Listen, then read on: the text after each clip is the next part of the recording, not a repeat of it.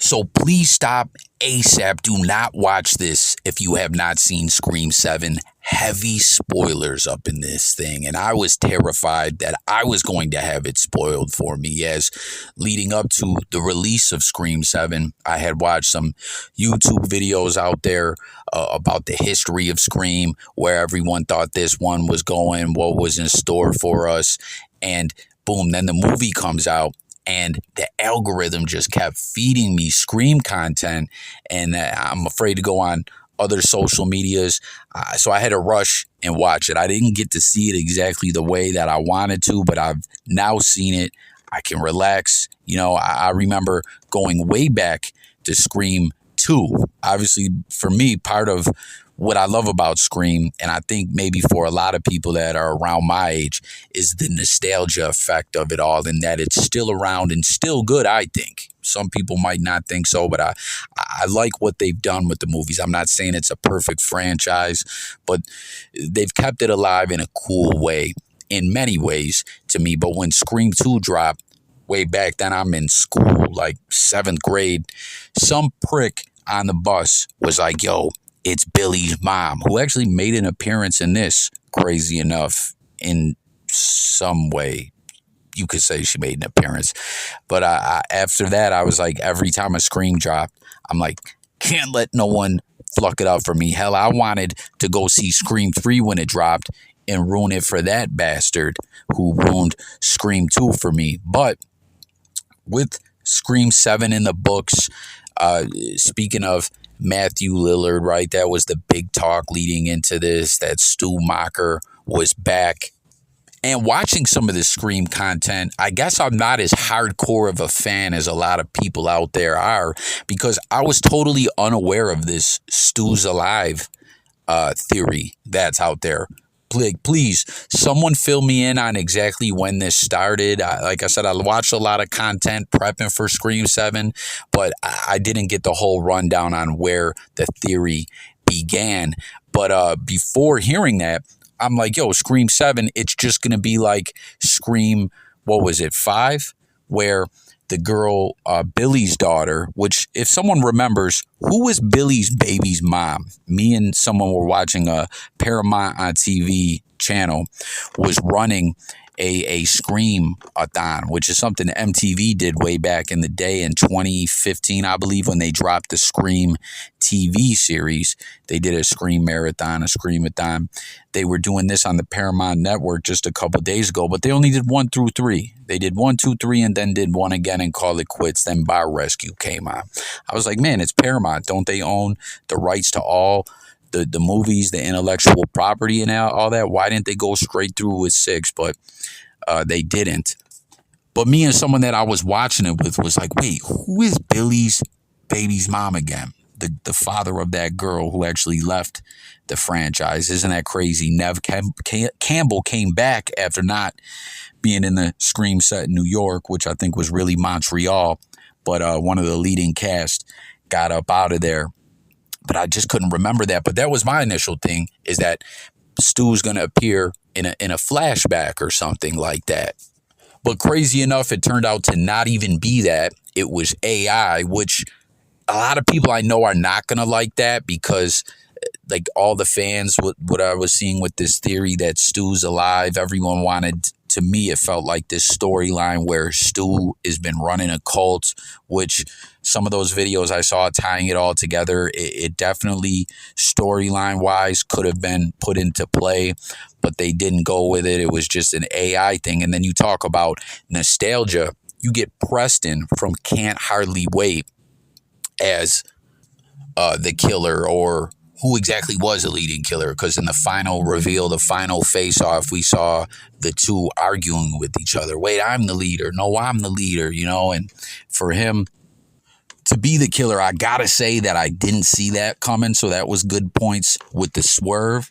But then it was kind of cool with Nev Campbell, the neighbor, in a sense, being inspired by Sidney Prescott or Sidney Evans, and Mr. Evans, what's his name, Joel McHale. Wasn't that kind of crazy to see him? A show I've been watching him in a lot lately is Animal Control. When you seen him in the cop outfit, it felt like it was an episode of Animal Control to me. Anyone else feel like that?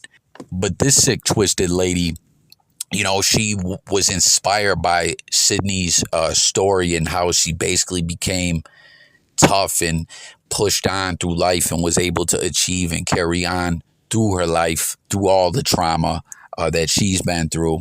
And she felt by she even offed her own son, crazy ass, and then getting at Sydney, she would kind of steal her mojo, steal her thunder, steal her momentum. And I don't know, I kind of thought that was a pretty good storyline in a sense, as in life, especially now, post lockdown back in 2020. It's like, seems to me it's more out there than ever that everyone is kind of trying to keep their momentum, keep their mojo in life. So it kind of felt like a cool storyline in that aspect to me. But maybe some people wanted to see the other thing we were talking about with the cult, and for things to be tied together that way, that maybe that would have been a bit better reality wise. I mean, with the whole slasher thing, it's always like you got to suspend your disbelief a little bit, like pro wrestling, which I am indeed a huge fan of. But something that was going on with Scream as this progressed on, in my opinion, was kind of like we were getting to a place whereas society has pushed on the obsession with true crime, which has been something that's been in all the most recent Scream movies. It almost feels like it could be real, So we were coming to a point like, man, society has turned into a damn cartoon, a damn caricature of pop culture and movies in a way. Like, we have become dumbed down as people in a way. Like, society is just bugging. And, not to get too much off topic, that's just something I talk about a lot with people online in the blogosphere, is what I call this place in which we're in, this tech age and stuff. It's kind of crazy that with information spreading faster than ever, you would think mankind and people would become more intelligent and just more on point. But in a sense, as a whole, we're kind of dumbed down more. And propaganda is spread easier, if you will. I don't know. That's a side discussion on the main thing we're talking about with these movies.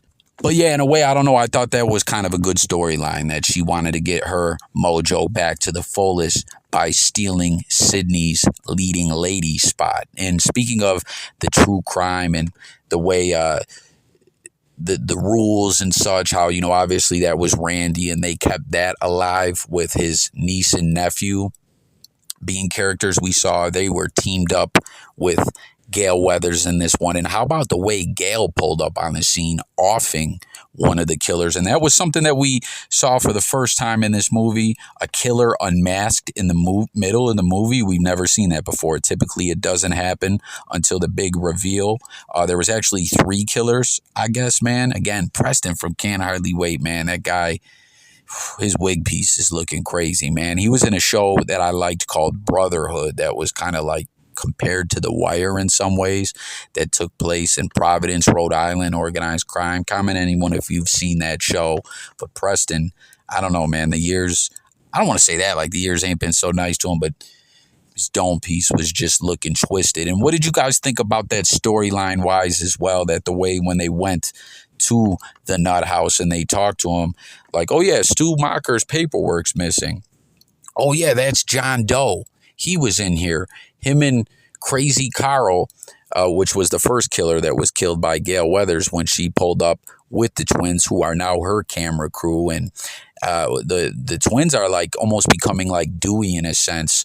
I'm not saying overall as a character, but by the fact that they can just get stabbed and stabbed and stabbed and they continue to live. As you remember, that was like Dewey's thing until Scream 5, that they finally laid him to rest. But I really thought that the one twin, the brother, I thought he was done off in this one, but we seen him in the final scene like, man, I can't hold the camera.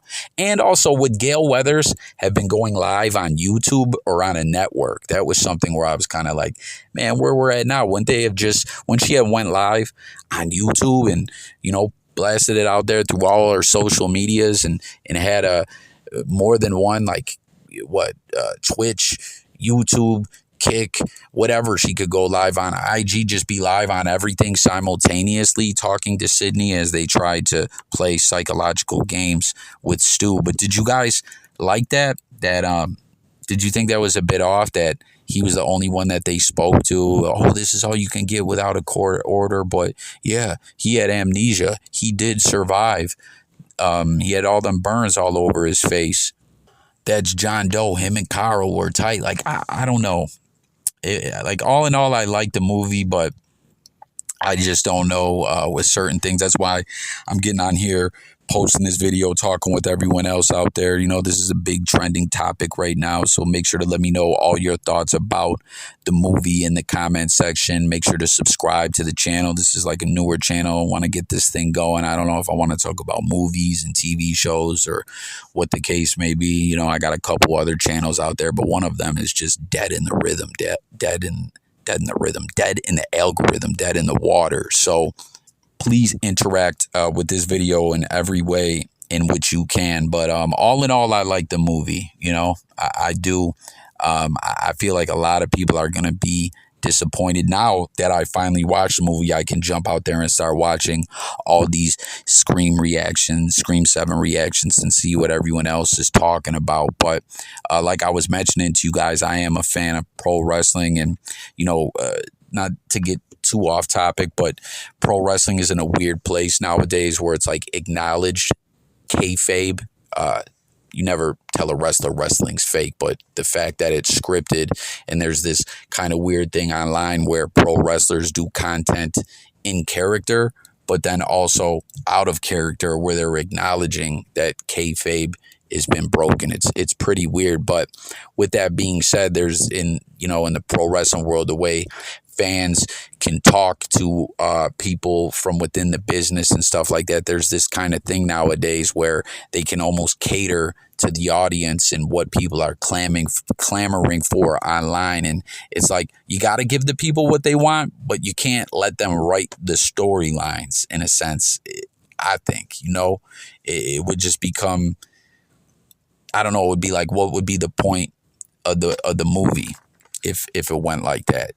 If you guys feel me on that. And with Matthew Lillard jumping back into the mix, and it was confirmed that he was going to be in it, like I was telling you guys off top, I was like, oh, it's going to be a flashback like what we saw with Billy Loomis. Although now that I'm thinking about it, those weren't really flashbacks. That was her talking to her father, whether it was some kind of spiritual thing or just a mental illness or what, that's up for debate, depending on how you feel about that kind of stuff. But I don't know. I think a lot of people are going to be pissed that we didn't get the cult of Stu Macher, the Scream cult, and, that all these videos, like I said, that content creators were putting together, where it kind of was leading up to that, going over the recent movies. But something to point out before I close this out is the creation of each of these movies, as there's been different things that have came out to the people over the years through interviews and just different things like that. This isn't a movie franchise that has been long-term planned out. They kind of, maybe these last couple ones, 5, 6, and 7, have been, the creative team have kind of approached it looking forward a bit, but, it just never really seem like Scream was playing the long con, if you will. So, I don't know. There's my thoughts on it all. I'm intrigued to hear your guys about it. Let's discuss it in the comments. Subscribe, and I will see you on the next video.